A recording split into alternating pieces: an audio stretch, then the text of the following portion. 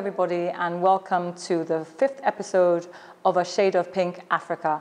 My name is Abigail Simon Hart. I'm your host, and I'm delighted to have you with me today. I'll be right back.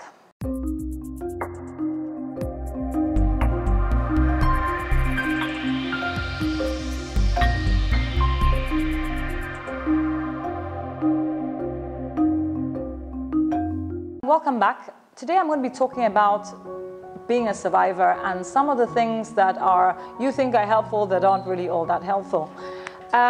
Whenever anybody goes through any kind of trauma, what you need to be very conscious of is that you need to allow them to be the one that reach out to you and let them determine what they need. By this I mean, sometimes we want to say stuff, and one thing I've come to realize that there's nothing worse than somebody saying the wrong thing. So sometimes you're better off saying nothing at all and just be around. Bring something to eat, get them a cup of coffee, help them take care of their kids. And we're not just talking cancer, we're talking about anybody going through any kind of trauma. It could be loss of a loved one. Sometimes it's better not to say anything at all than to say the wrong thing. I remember somebody trying to console me and telling me, oh, but it's only your breast, and your breast was very small anyway. That was really, really annoying. I was like, look, they may have been small, but they were my breasts. I mean, what are you talking about? So it was really, really, really annoying. Or where somebody told me, oh, I understand what you're feeling. I had a lumpectomy myself. And I was like, remove your breast and come back. Then we're talking on the same level. So yes, you want to be helpful. I mean, everybody wants to be helpful, but like I said, you really need to be careful because not everybody needs pampering. And the challenge that you have with anybody who's gone through trauma is that sometimes in your over-pampering, in your over-mollycoddling, in your over-protecting, you're actually not helping them. You're actually enabling them to remain in this victim mentality. I remember that when I was diagnosed with cancer, I refused to let people cry around me. And it may look really, really hard, but I could not cope with misery and people crying. And so I shot mine was, look, if you're going to come and cry, please finish your crying. When you're done crying, come back to me. But that was me. You know what I'm saying? That was me. Some people actually want somebody to come and cry with them. You know what I'm saying? But I found that for me, it actually kept me in that feeling sorry for myself. Oh, woe is me. Oh, why me mode. And I found that when I surrounded myself with positive people, people who were joking and laughing with me, and it made life so much easier. I don't know if you get what I'm saying, but it's so important that we don't feed that negativity, that negative thought that sometimes you have when you're going through something difficult. So the first thing was, let the person dictate if they want to talk about it. Another thing is that you want people to talk about it. It's not everybody that wants to talk about it. Some people just like to see somebody different and they want to watch TV. They want to just chill and have a good time. And you're saying, oh, you're bringing back, oh, I'm so sorry to hear about this. When you get there, let them dictate if they want to talk about it or not. Whether it's cancer, whatever it is. Because I found that, I think people were shocked when they'd come over to me and I was behaving normally. They were like, oh, but this is weird. People aren't used to you trying to be positive in the midst of misery. They expect you to be, it's almost like if you're not grieving and miserable and sad and, okay, what's wrong with you? And that's why, like I said, in the hospital, they asked me what was wrong with me. That, look, girl, you just had a cancer diagnosis. You've had your breast taken off. Why are you so happy? There's something wrong with you. No, there wasn't.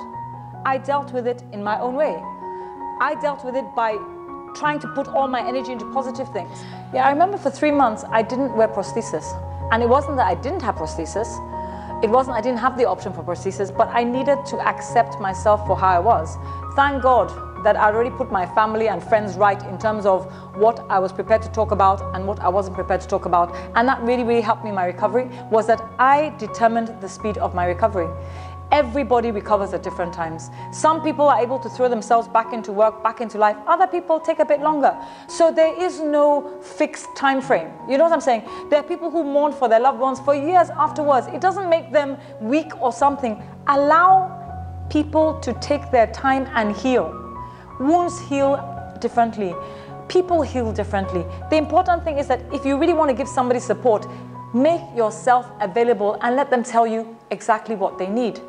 And I mean, I was just really, really blessed with friends who would come and we'd joke. We'd joke about things and they allowed me to make the jokes. That's the next point. Be very careful about cracking jokes. Because it's different for me cracking jokes about my breasts But if you now come and crack jokes about my not having breasts, then it's a different ballgame entirely. So you really need to, I think the watchword here is allow the person who is going through the trauma dictate what they want to talk about and what they don't want to talk about. And like I said, don't be the one that is feeding the negativity. Be the one that is there for them. Be the one that is encouraging them. If, it's different. If somebody is crying, it's okay to cry along with them if you feel emotive. But don't get them burst into tears. I've had that where I was doing fine. And it happens a lot when you're grieving or you really had a challenge where you've just finished gathering yourself together and people come and they're rolling around on the floor and you're sitting there thinking, what's really going on? Sometimes you may actually need to leave, go and do your crying and come back, because it's at times like that we actually need your strength. It's at the time that you're weak that we need you to support us. You know what I'm saying? So I think it's really important that we really, in our trying to help, we don't end up being the person that's holding them back from their recovery. And please don't automatically feel because somebody is getting on with their life and they're doing fine that they're doing fine. Many people put on brave faces. Many people don't want to be a nuisance. You don't want to be disturbing people with your worries and stress. So when somebody tells you, oh, I'm fine, you can say, look, I know that you're fine, but let me help you. Do you know what I'm saying? It's important that nobody wants to be a burden. And I think that's always the issue when you've gone through something. You're already feeling bad about yourself. You already feel unworthy. And you don't even feel that you're worthy of people even bothering about you. And that's the thing about this depression thing. It's really important that we are able to gauge how people are feeling and allow them to look for the signs that they're telling you, I don't need you, but they do. Sometimes all you need to do is just give somebody a big hug. I thank God for my friends and family.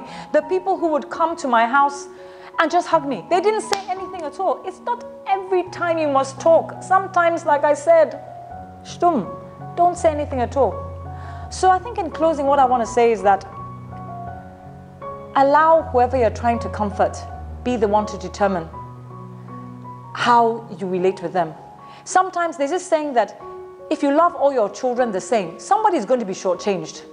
You think you're coming there and giving enough. The person may need more than you are able to give. So please, please, please, when you're comforting other people, try and let them indicate to you what they need.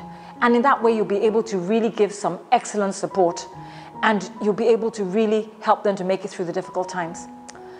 So on that, I'm going to end for today. And I'm going to say thank you so much for tuning in. And remember, happiness is a choice. Don't abdicate your happiness to anybody else. Take care, stay safe, and we'll see you again in the next episode. Bye.